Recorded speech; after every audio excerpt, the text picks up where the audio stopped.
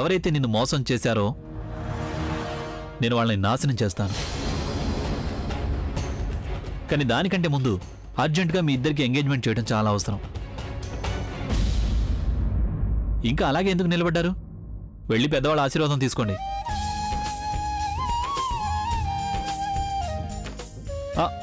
ప్రవీణ్, అందరికంటే ముందు ప్రజ్ఞ దగ్గర ఆశీర్వాదం తీసుకోండి. వయసులో తను మీకంటే చిన్నది కావచ్చు, కానీ బంధుత్వంలో మీ ఇద్దరికంటే తను పెద్దది. అది కాకుండా మీ ఇద్దరికి పెళ్లి తన వల్లే జరగబోతోంది.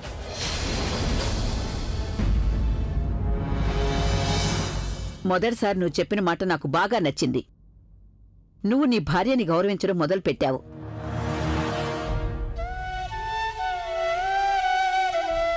కమాన్.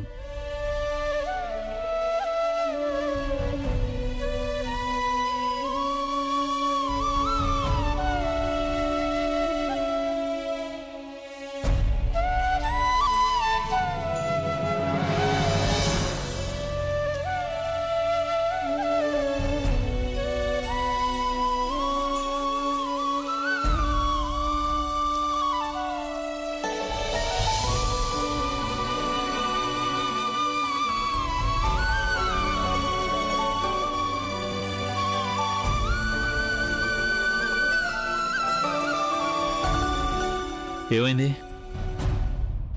నీ బాయ్ ఫ్రెండ్ కాళ్ళ మీద పడితే బాధగా ఉంది కదా? నేను నీకు అవకాశం ఇచ్చాను కదా నువ్వు ప్రవీణ్తో మాట్లాడడానికి, తనని కన్విన్స్ చేయడానికి, తను అసలు ఆలియాని పెళ్లి చేసుకోకుండా ఉండడానికి. కానీ తను నీ మాట వినకుండా వెళ్ళిపోయాడు కదా. ఇది నీ ఓటమి. నాకు తెలుసు నువ్వు నాతో చాలా గేమ్స్ ఆడడానికి ప్రయత్నిస్తున్నావని. నువ్వు నాతో గేమ్స్ ఎన్నైనా ఆడొచ్చు, కానీ ఆ గేమ్స్లో నన్ను ఎన్నటికీ ఓడించలేవు. ఇక ఇప్పుడు ప్రవీణ్తో ఆలియాకి పెళ్లి జరిగిపోయిందంటే ఆ తర్వాత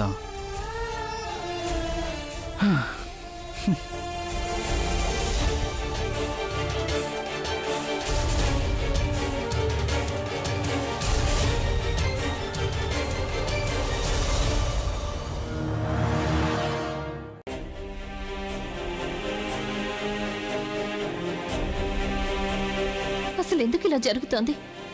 ప్రవీణ్ ఆలియాని ఎందుకు పెళ్లి చేసుకుంటాడు? ఈ విషయం బుల్బుల్కి తెలిసిందంటే అప్పుడు తను ఎంత బాధపడుతుంది. ముందేమో ప్రవీణ్ బుల్బుల్ కోసం అభిస్నేహాన్ని వదులుకున్నాడు. ఇప్పుడు బుల్బుల్ కోసం ఇష్టం లేని పెళ్లి చేసుకోవాలనుకుంటున్నాడు. ప్రవీణ్ ఆలియాని పెళ్లి చేసుకుంటే సంతోషంగా ఉండలేడు. అలాగే ప్రవీణ్ లేకపోతే బుల్బుల్ కూడా సంతోషంగా ఉండలేదు.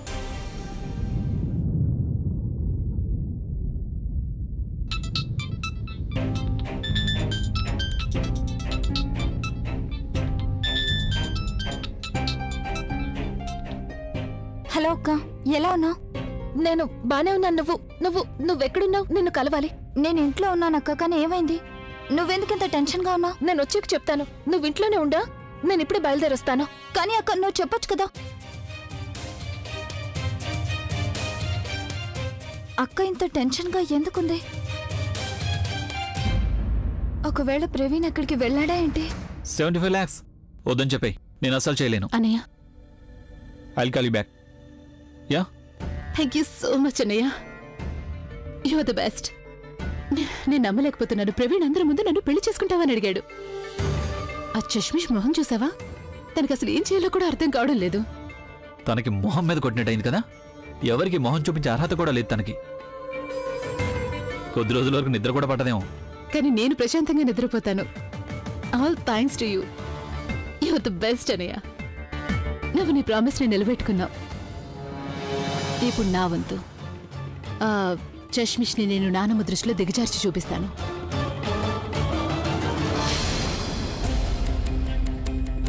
ఏమైంది ప్రజ్ఞ? ఇంత కంగారుగా హడావిడిగా ఎక్కడికి బయలుదేరుతున్నావు నువ్వు? అత్తయ్య, నాకు చాలా ముఖ్యమైన పనుంది, అందుకే ఇంటికి వెళ్తున్నాను. వస్తాను. తను ఇంత త్వరగా వాళ్ళ ఇంటికి ఎందుకు వెళ్తుంది? తన పాత జ్ఞాపకాల్ని చెరిపేయడానికి అయి ఉంటుంది. రైట్ అన్నయ్య. ఐఎమ్ షూర్ ప్రవీణ్ ఫొటోస్ ని కాల్ చేయడానికో లేకపోతే తన లవ్ లెటర్స్ ని చింపేయడానికో బయలుదేరుంటుంది. ఎన్నిసార్లు చెప్పాను మీ ఇద్దరికి వర్షంలో ఎలా తడవద్దని, కానీ మీరు అసలు మాట వినరుగా. ఎలా తడిచిపోయారు చూడు. జ్వరం వస్తే అప్పుడేం చేస్తారు? పిల్లలు మమ్మీకి చెప్పండి, జ్వరం వస్తే డాడీ మందులు వేస్తారని. గవర్నమెంట్ హాస్పిటల్లో అక్కడ ఎంత పెద్ద లైన్ ఉంటుందంటే ఆ మందులు చేతికొచ్చేసరికి జ్వరం దానంతట అదే పారిపోతుంది. వైశాలి, రాజ్, ఏమైందమ్మా? ఎందుకు టెన్షన్ పడుతున్నావు? వినగానే ప్రాబ్లం సాల్వ్ చేసేస్తాను అన్నట్టు అడుగుతున్నావే. ఈ ఇంట్లో ఎన్నెన్నో జరుగుతున్నాయి కానీ నువ్వేం చేస్తున్నావు? ఎప్పుడు చూసినా ఆఫీస్ పని చేసుకుంటూ కూర్చుంటావు. అత్తయ్య, అసలు ఇప్పుడేం జరిగింది? ఒక్కసారి ప్రవీణ్ ఇంటి అల్లుడుగా ఇంట్లో అడుగు పెట్టాడంటే అప్పుడు అభి రాత్రనక పగలనక తన వెనుకే ఉంటాడు. తర్వాత మనం వాళ్ళ అడుగులకు మడుగులెత్తాలి. మళ్ళీ మొదలు పెట్టింది. ప్రవీణ్ ఒంటరివాడు, కానీ వాడి తలరాత్రి చూడు. మరి నేను 2 కొడుకులున్నా కూడా సహాయం కోసం ఎదురు చూస్తుంటాను. హే, సహాయమా? ఎవరి సహాయం కావాలి? నేనున్నాను కదా. అయినా నేను జిమ్కి ఎందుకు వెళ్తున్నాను? వాట్? నేను ఏదైనా తప్పుగా మాట్లాడానా? లేదు లేదు, ఇందులో అసలు నీ తప్పేమీ లేదు. మొత్తం తప్పంతా నాదే. నీ బాడీ మీద కాకుండా బుర్ర మీద కాస్త శ్రద్ధ పెట్టుంటే అప్పుడు ఏమైనా చేయగలిగేవాడు కదా. ప్రవీణ్ ఇక్కడికి రానంత వరకు మనకు ఛాన్స్ ఉంటుంది. కానీ ఒక్కసారి ప్రవీణ్ ఇంటికి వచ్చాడనుకోండి, అప్పుడు మనందరి ఫ్యూచర్ ప్రవీణ్ చేతిలో పెట్టేసి జీవితాంతం మనం బానిసలుగా ఉండాల్సిందే.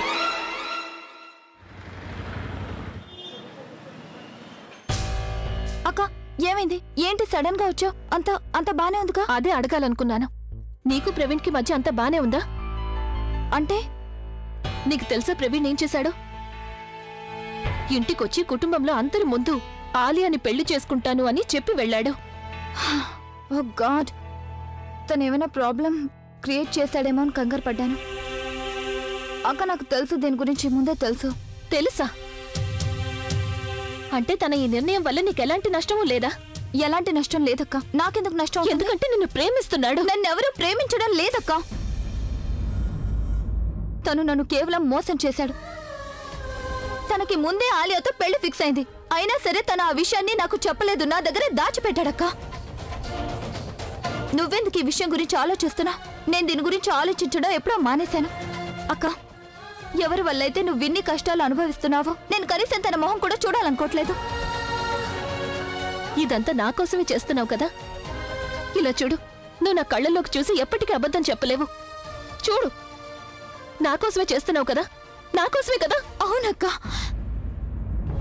నీకోసమే చేస్తున్నాను. అమ్మ కోసం చేస్తున్నాను, నా కోసం చేసుకుంటున్నాను. అక్క, నేను నా సంతోషం కోసం కుటుంబం మొత్తాన్ని ఎంత మాత్రం బాధ పెట్టలేను. అలాగే నీకు తెలుసు కదా, నా కుటుంబానికి సంతోషం లేని దారిలో నేను ఎప్పటికీ ప్రయాణం చేయలేనక్క. ప్రవీణ్ని ప్రేమించడం వల్ల ఈ ప్రాబ్లమ్స్ అన్నీ మొదలయ్యాయి కదా అక్క. ప్రవీణ్ తన్ని పెళ్లి చేసుకుంటే ఈ ప్రాబ్లమ్స్ అన్నీ అంతమైపోతాయి. Trust me. ఆ తర్వాత అభి బావగారు నిన్ను తన భార్యగా తప్పకుండా యాక్సెప్ట్ చేస్తారు. నేను ఇదే కోరుకుంటున్నాను.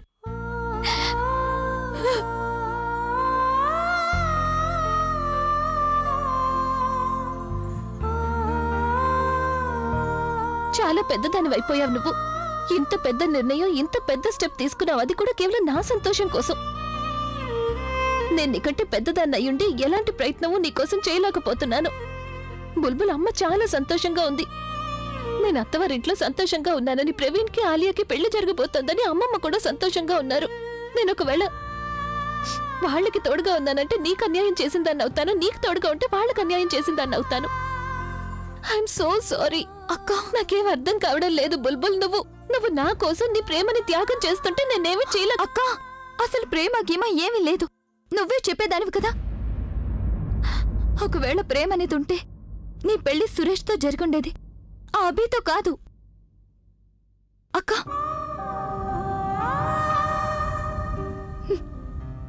నా దృష్టిలో అయితే ప్రేమ అనేది ఒక కళ లాంటిది. కళ్ళు మూసుకొని ఆలోచిస్తే అంతా చాలా బాగుంటుంది, కానీ కళ్ళు తెరిచి చూస్తే మనకి రియాలిటీ కనిపిస్తుంది. చాలా బాధగా ఉంటుందక్క. ఈ ప్రేమ ఎప్పుడు మనిషిని బలహీనంగా మార్చేస్తుంది.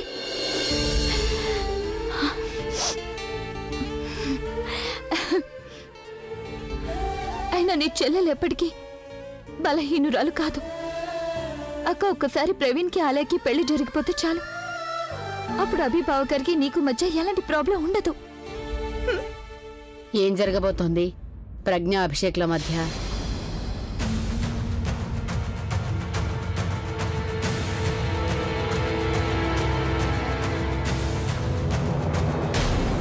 చెప్పాను కదా నేను నా అది అనుకుంటున్న దాన్ని నేను ఎప్పటికైనా సాధించి తీరుతానని. నువ్వేమనుకున్నావు? ఎవరో దారిని పోయే అమ్మాయి కోసం నువ్వు ఆలియానే వదిలేస్తావా? No way mister Praveen Kumar, no way. నేనలా ఎప్పటికీ జరగనివ్వను. చివరికి నువ్వే నా దగ్గరికి రావాల్సి వచ్చింది కదా. ఏం చేస్తావు? నేను నీకున్న దారులన్నీ మూసేశాను కదా, అందుకని నువ్వు నా దగ్గరికి రావాల్సిందే మరి.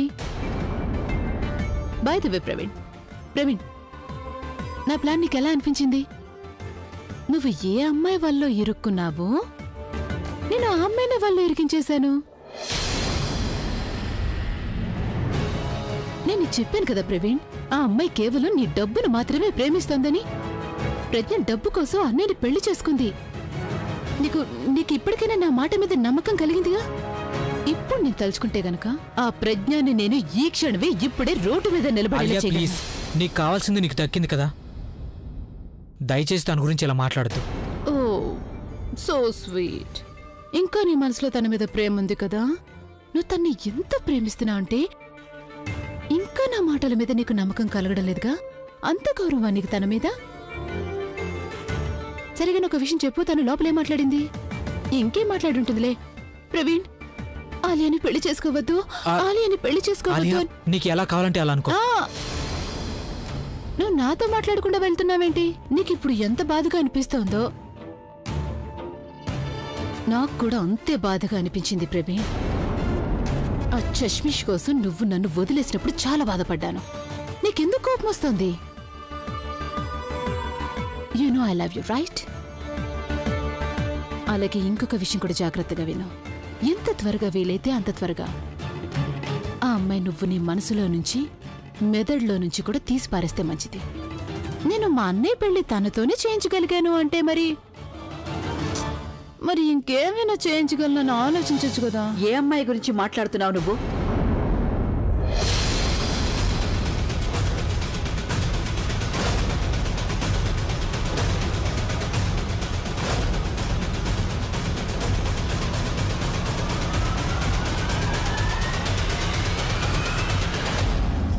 అభికి ప్రజ్ఞతో కదా పెళ్లి జరిగింది. నువ్వు రావడం మంచిదైంది. నీ ముద్దుల కూతురికి నువ్వే నచ్చి చెప్పు. పాత విషయాలన్నీ మాట్లాడి తనతో పాటు నన్ను ఏడిపిస్తుంది. ఇంతకు ముందు సంబంధం ఎలా చెడిపోయిందో అలాగే అభి బావగారితో కూడా. నువ్వేం కంగారు పడుకో అని నేను చెప్పాను. తన బంధాన్ని నిలబడ్డం కోసం నేను వినాయకుడి గుడికి వెళ్లి మొక్కుకుంటానే చెప్పాను కదక్కా? కదా? నువ్వెందుకు ఇలా ఆలోచిస్తున్నావు? నీ భర్త నిన్ను ఎంతగానో ప్రేమిస్తున్నాడమ్మా. ఇంకా నీకెందుకింత కంగారు చెప్పు? లేదమ్మా, అది ఊరికి అప్పుడప్పుడు నాకు. అప్పుడప్పుడైనా ఇలా ఎందుకు ఆలోచిస్తున్నావు నువ్వు? నేను చూశాను కదా పోలీస్ స్టేషన్లో. అభి నిన్ను చాలా బాగా అర్థం చేసుకున్నారు, ఎంతగానో ప్రేమిస్తున్నారు. అయినా నువ్వెందుకింతగా ఆలోచిస్తున్నావు? నీ జీవితంలో నువ్వెన్ని కష్టాలనైతే అనుభవించావో అవన్నీ నీ పెళ్లితోటే అంతమయ్యాయి. ఇక మీదట నీ జీవితంలో సంతోషాలు మాత్రమే ఉంటాయి తల్లి. నువ్వు ఉన్నట్టుండి ఇలా ఒకదానివే ఎందుకొచ్చావు? అంతా బానే ఉందా? అయినా అభిషేక్ ఎందుకు రాలేదు నీతో? అంటే అమ్మా, ఆయనకి ఈరోజు చాలా ముఖ్యమైన పనుంది. అలాగా? అందుకని నువ్వు ఒక్కదానివే వస్తావా? నిన్నిలా ఒంటరిగా ఎందుకు పంపాడు అసలు? ఉండు, నీ భర్త సంగతి ఇప్పుడే చెప్తాను.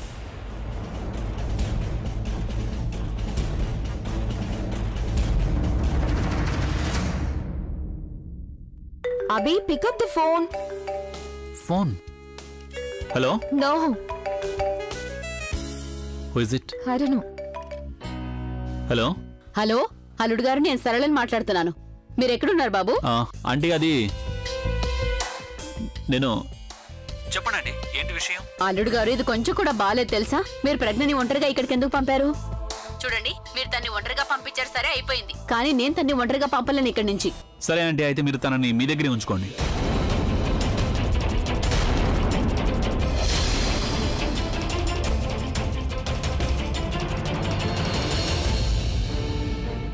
అంటే? నిజం చెప్తున్నానండి, నేను బాగా విసిగిపోయాను మీ అమ్మాయితో. అందుకే మీరు తనని మీ దగ్గరే ఉంచుకోండి. అల్లుడు గారు, ఇప్పుడు అంతగా ఏం జరిగిందని అలా మాట్లాడుతున్నారు మీరు? ఇంకా ఏం జరగాలంటే, ఆ రోజు పోలీస్ స్టేషన్ తీసుకెళ్ళినా నాకు ఫోన్ చేయలేదు. ఈ రోజు మీ దగ్గరకు వచ్చినా నాకు ఫోన్ చేయలేదు. తన గురించి నేను ఎంతగా ఆలోచిస్తానో తెలిసి కూడా ఇలా చేస్తోంది. అందుకే మీరు ఒక పని చేయండి, మీరు తనని మీ దగ్గరే ఉండనివ్వండి. ఇదే తనకు నేను వేసే శిక్ష. మీరు గనక నాకు చెప్పలేదంటే నా భార్య ఎక్కడికో పారిపోయిందని నేను అనుకుంటాను కదా. అయినా ఇది కొంచెం కూడా కరెక్ట్ కాదు. చూడండి, ఒకవేళ మీరు నన్ను అక్కడికి మిమ్మల్ని కలవడానికి రమ్మంటే తప్పకుండా నేను వస్తాను అక్కడికి. కానీ తనని తీసుకెళ్ళడానికి మాత్రం నేను అస్సలు అక్కడికి రాను. తనని ఇంటికి వచ్చేయమని చెప్పండి. అల్లుడు గారు, నాకైతే ప్రాణం పోయినంత పని అయింది. ఇలా ఎవరైనా జోకులు వేస్తారా? మొదలుపెట్టింది మీరే కదా. సర్లేండి, ఇక మీదట ఇలా అస్సలు మాట్లాడాను నేను. ముందైతే మీరు మమ్మల్ని కలవడానికి రండి. అంటే అది ఈరోజు రావడం కష్టం అవుతుంది, ఎందుకంటే నాకు చాలా పనులున్నాయి, పర్ఫార్మెన్స్ కూడా చేయాలి కదా. అందుకని నేను పని చేస్తాను. ఇంకోసారి మీ అమ్మాయిని తప్పకుండా తీసుకొస్తాను, అలాగే నేనే తీసుకుని వెళ్తాను కూడా. I promise you. కానీ ఒక్కసారికి మీ అమ్మాయిని ఒంటరిగానే పంపించేయండి. సరే అల్లుడు గారు, ఇవాళ మీకు పని ఉందంటున్నారుగా, నేను దాన్ని పంపిస్తానులే. కానీ ఈసారి మీరు నా కూతురుతో పాటు ఇక్కడికి రాలేదనుకోండి, నేను ఖచ్చితంగా చెప్తున్నాను, ప్రజ్ఞని ఇక్కడే ఉంచేసుకుంటాను. మీ దగ్గరికి పంపను. సరే, ఉంటానండి. ఓకే బాబు, ఉంటాను. అలా జరిగితే ఎంత బాగుంటుంది. తనని వాళ్ళ ఇంటికి పంపించవచ్చు కదా. ఆలియాకి పెళ్లి జరగనివ్వు, నేనే స్వయంగా దించేసి వస్తాను తనని. నాన్నమ్మకి ఏమని చెప్తావు? I'm not caring in to all that. నానమ్మ సంగతి ఆలియా చూసుకుంటానంది. ఆలియా ఏదైనా విషయం చెప్పిందంటే అది చేసి చూపిస్తుంది. నానమ్మ, అన్నయ్యకి కొన్ని లక్షల మంది ఫ్యాన్స్ ఉన్నారని నీకు తెలుసు కదా. చాలా మంది పడి చేస్తారు అన్నయ్య కోసం. వాళ్ళల్లో ఒక క్రేజీ ఫ్యాన్ ఉంది. అన్నయ్య అంటే పడి చేస్తుంది. ప్రతి క్షణం ఫోన్ చేస్తూ ఉండేది. అన్నయ్యకి చాలా ఇబ్బందిగా ఉండేది. నేను మిమ్మల్ని పెళ్లి చేసుకోవాలంటే ఫోన్ చేసేది. నానమ్మ, నీకు తెలుసు కదా అన్నయ్య చాలా స్వీట్ అని. డైరెక్ట్ గా కుదరదని చెప్పలేడు కదా, ఎందుకంటే ఆ అమ్మాయి ఒక ఇన్వెస్టర్ కూతురునానమ్మా. చాలా ప్రాబ్లం అయిపోయిందన్నమ్మా. అతి కష్టం మీద తన్ని వదిలించుకున్నాడు. నీకు తెలుసు ఏం చేయాల్సి వచ్చిందో? ఇంకేదారి కనిపించలేదు. అన్నయ్యకి త్వరగా పెళ్లి చేస్తే మంచిదని నాకు అనిపించింది. కానీ మంచి అమ్మాయి ఎవరు దొరకనే లేదు. కానీ నానమ్మ, నువ్వు ప్రజ్ఞవతిని గురించి నాకు చెప్పావు చూడు, అప్పుడు నాకు తనే అన్నయ్యకి బెటర్ చాయిస్ అనిపించింది తెలుసా. అందుకే నేను అన్నయ్యని కన్విన్స్ చేశాను తను ప్రజ్ఞవతిని పెళ్లి చేసుకోవాలని. ఎంతో కష్టపడి ఆ సైకో అమ్మాయిని వదిలించుకున్నావు నానమ్మా మేము. నీకు తెలీదు తన వల్ల ఎంత ప్రాబ్లం అయిందో. ప్రవీణ్ అడుగు. ఏంటి ప్రవీణ్, అలాంటి క్రేజీ సైకో అమ్మాయి ఉంది కదా.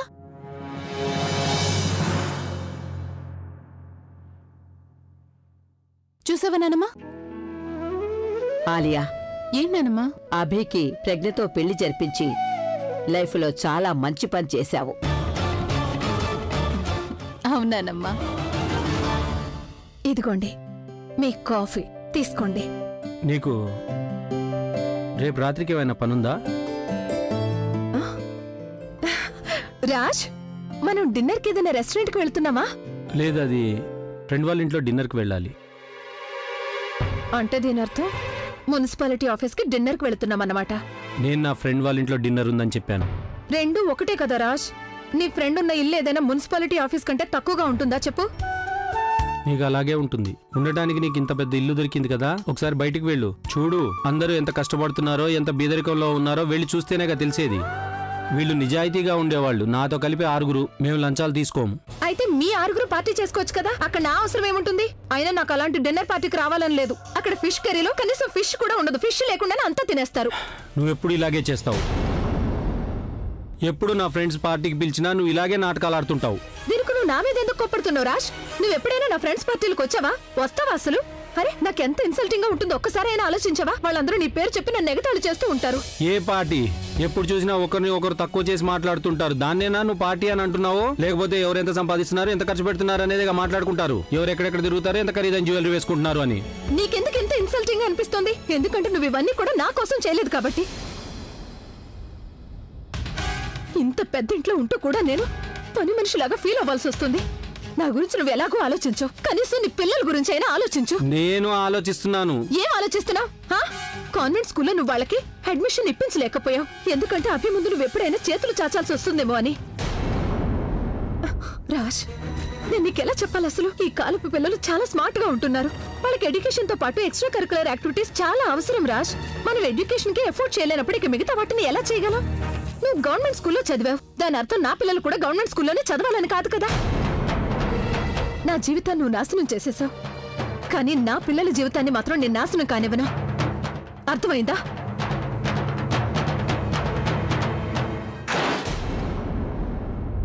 చేసేదేమీ ఉండదు, కానీ మాటలు మాత్రం బాగా మాట్లాడతారు. మాట్లాడడం నా భర్త దగ్గరే నేర్చుకోవాలి. ఆయన ఏమీ చేయరు, నన్ను ఏమీ చేయనివ్వరు. కనీసం నా మాట కూడా వినరు. ప్రజ్ఞ ప్రజ్ఞ ప్రజ్ఞ నువ్వు ఎలా చేస్తున్నావు ఇవన్నీ? ఏవన్నీ? నువ్వు ఇంతమంది మగాళ్ళని ఒకేసారి ఎలా మేనేజ్ చేయగలుగుతున్నావు? నేను నా భర్తలో కంట్రోల్ చేయలేకపోతున్నాను. మీరేమంటున్నారో నాకేం అర్థం కావడం లేదు. ప్రజ్ఞ, నువ్వు నాకు కూడా కొన్ని టిప్స్ ఇవ్వవా? అది నాకు హెల్ప్ అవుతుంది కదా. నేను రాజుని నా కంట్రోల్లో పెట్టుకుంటాను. టిప్స్ దేనికక్క? మగవాళ్ళని హ్యాండిల్ చేయడానికి. ప్రజ్ఞ, నేను రాజుని హ్యాండిల్ చేయలేకపోతున్నాను. ఒకవేళ రాజు నా కంట్రోల్లోకి వచ్చారంటే, అదే నేనే చెప్తా చేయడం మొదలు పెట్టారంటే, నేను నీకు పూర్తిగా భక్తురాలు అయిపోతాను. నువ్వేం చెప్తా అదే చేసేస్తాను. నేను దేవతలా పూజిస్తాను. ప్లీజ్ ప్రజ్ఞ. అరే, తను కూడా నా మాట వినడం లేదు, నాకు హెల్ప్ చేయడం లేదు. అసలు నా తలరాతే బాలేదు. ఈ ఇంట్లో నన్ను ఎవరు అర్థం చేసుకోవడం లేదు.